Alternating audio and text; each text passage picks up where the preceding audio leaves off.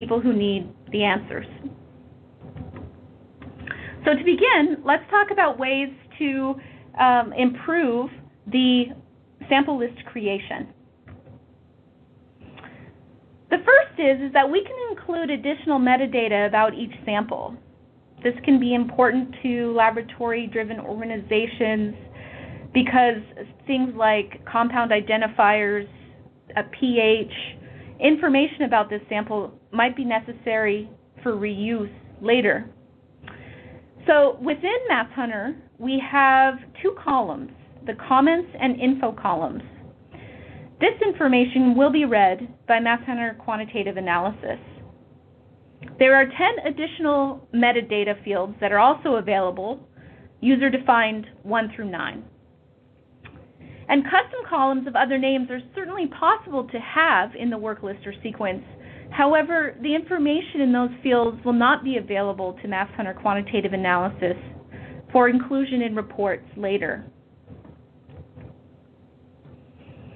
Once those columns are set, it can be useful to streamline the sample collection process by controlling what columns are shown and in what order in the sequence or the work list.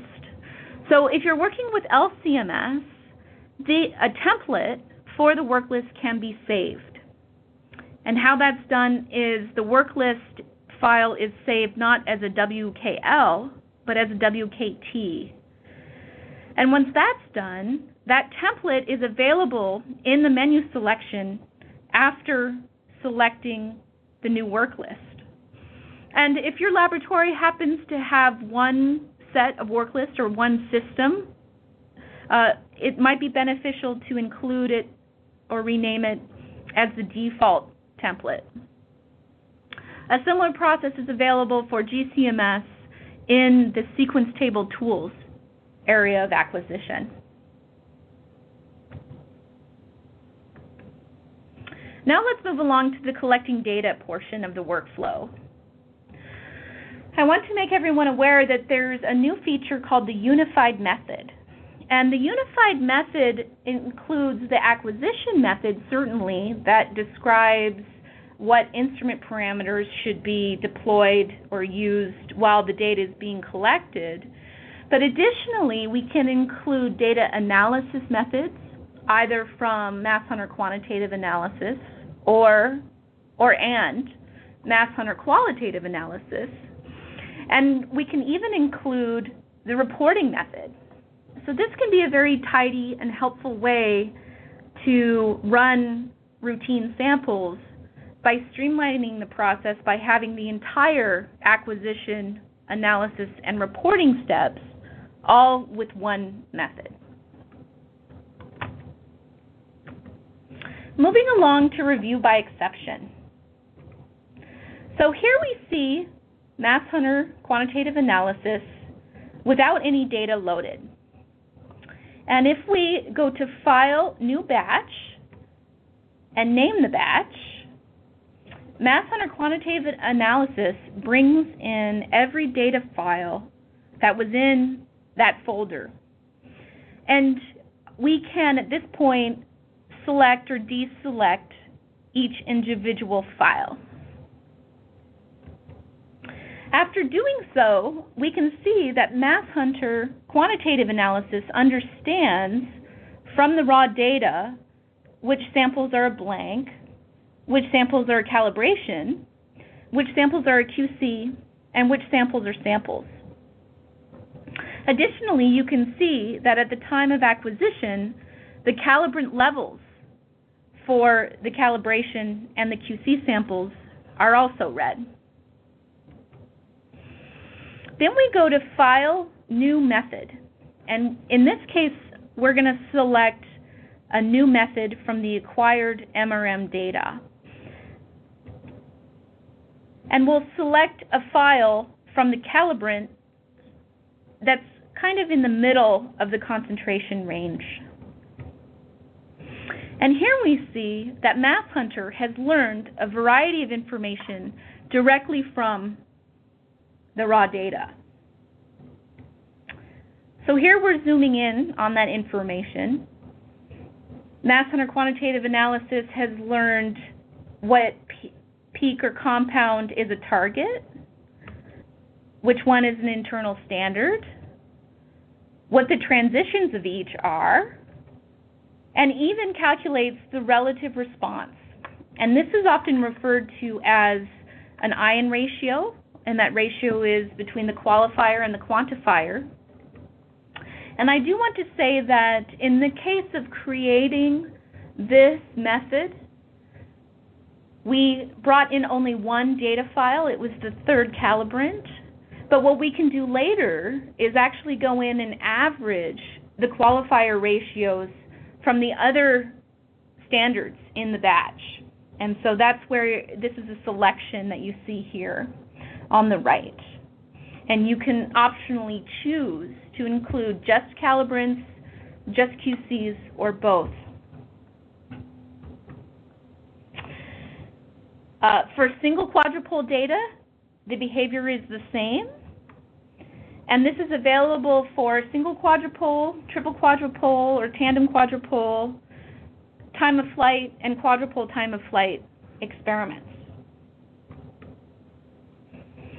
Now I'd like to move along to the peak detection aspect of the method. So what's wonderful about masshunter quantitative analysis is that there are a variety of peak detection algorithms, and each individual component or compound can have a different integration algorithm and set of integration parameters. At Agilent, over the past few years, we've really invested in optimizing peak detection with some novel technology that we refer to as a parameterless integrator. So we made improvements where Agile 2, which is the most recent incarnation or version of our parameterless integrator, is improved over Agile, which was available last year, in the following ways. So one is not being overly sensitive to negative dips in the baseline.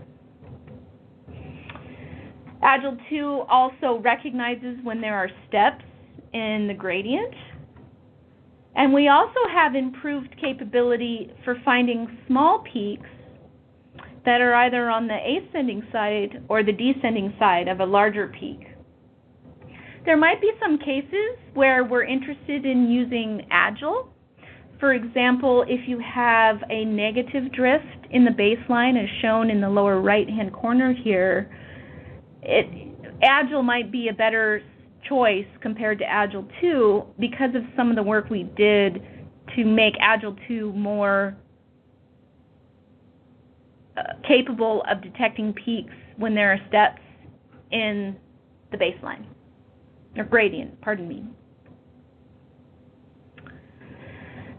Moving along to building the calibration table, there are a variety of ways to share with masshunter quantitative analysis the values of your calibration curve. So the first is, as you saw when we first loaded the data, that particular analysis had a letter before the level. And we can accommodate that in the method editor in this area where we designate the prefix, which is the letter L in this case. We also recognize that Excel or some other program like that is used to create the concentrations for each calibrant. And so within masshunter, in the method file menu, we can import calibration levels from a file. And just like we learned the transitions and the target versus internal standard from the raw data, masshunter quantitative analysis can also learn the calibration values from the samples. And if we do that, here we see in the calibration area that the information was learned from the raw data. And in this case, the QCs were also included because it had a level label. And you can see here that if it's of interest to remove the QCs, that enable checkbox is available. And what you're seeing here also is a custom view where the columns that are displayed and their order are customized, and masshunter will remember those choices after opening and closing the application. There's a new feature that I want to highlight in masshunter quantitative analysis. It's referred to as the compound group, and this is set in the method editor area.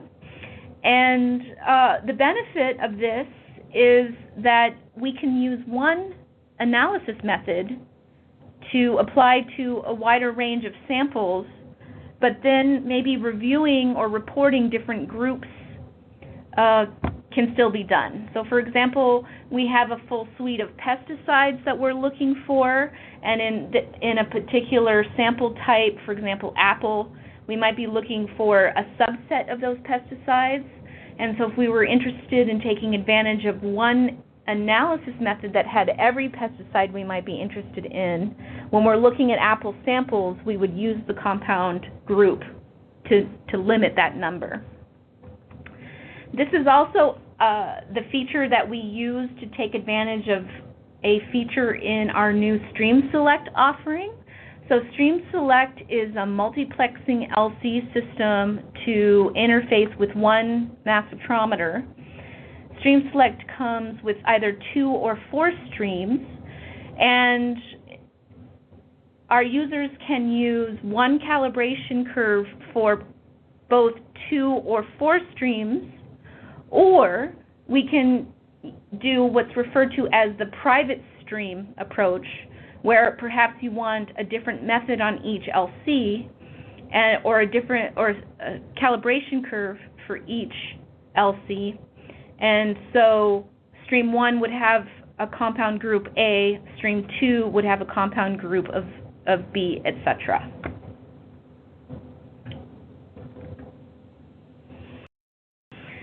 Additionally, there is a new capability referred to as compound math. So here we have aerochlor PCBs, which need to be quantitated and calibrated using 5 peaks. And so this feature was implemented where we're able to sum those concentrations for calibration and quantitation. So this new compound math column is available for those selections.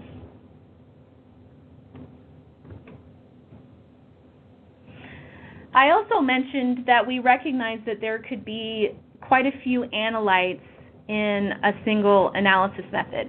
So pesticides are an example. Quantitating peptides is another example. There's often 1,000+ peptides. And so we have the capability within the method editor to search for individual components, perhaps based on the precursor ion or the retention time window or settings of that nature. And so right within the edit find view, we can search very quickly into individual compounds. And this is what we see after applying that analysis method. We see a chromatogram in the lower left-hand corner, the calibration curve to the right-hand corner, and a tabular view above. And this view, like many in masshunter quantitative analysis, is completely configurable.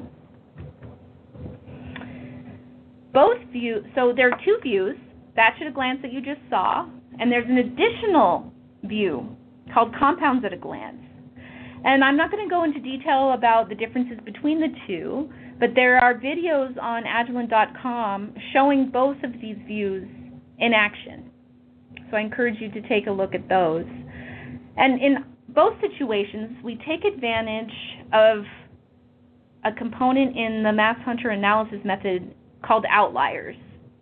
So here on the left, in batch at a glance, you see that the accuracy value is greater than was expected, so that field has a red color. And on the right, you see a chromatogram that has an overlay of the qualifier ratio, and something about that chromatogram is also outside of the expected limits. So outliers are completely configurable. There's over 40 that come default in the product, but I do want to share that custom calculations are also possible to configure as outliers.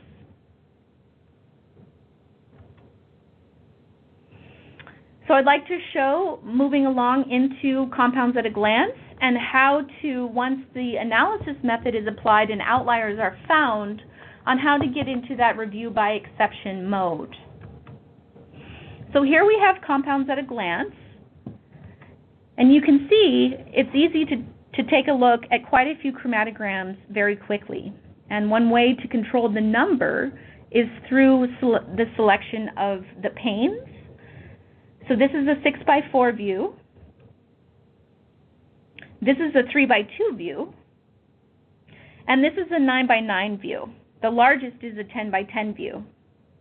And we can see that we have just 4 outliers in all these chromatograms. How we configure compound at a glance is through the layout settings. So this is the first screen in the layout settings. We can filter based on samples if we want, and we can control the order in which the samples are displayed. Similarly, we can filter and order compounds. And then we can control how the data is presented in what order. So we might organize rows by compounds as opposed to samples. The overlay is also available as a selection. And then this review mode to the upper right is very powerful because we can go sample by sample, compound by compound, but also compound group by compound group. And then there's some settings around how we're going to annotate the peaks and the aesthetics of how the peaks are displayed.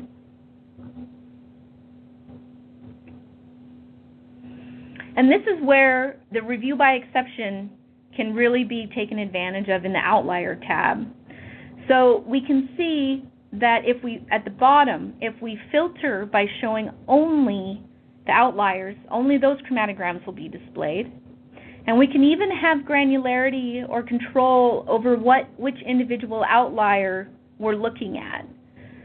So this is a list of all those 40 plus outliers, and the outliers that are in bold are ones that I've configured in the method, and the ones that are grayed out are ones that are not configured in the method.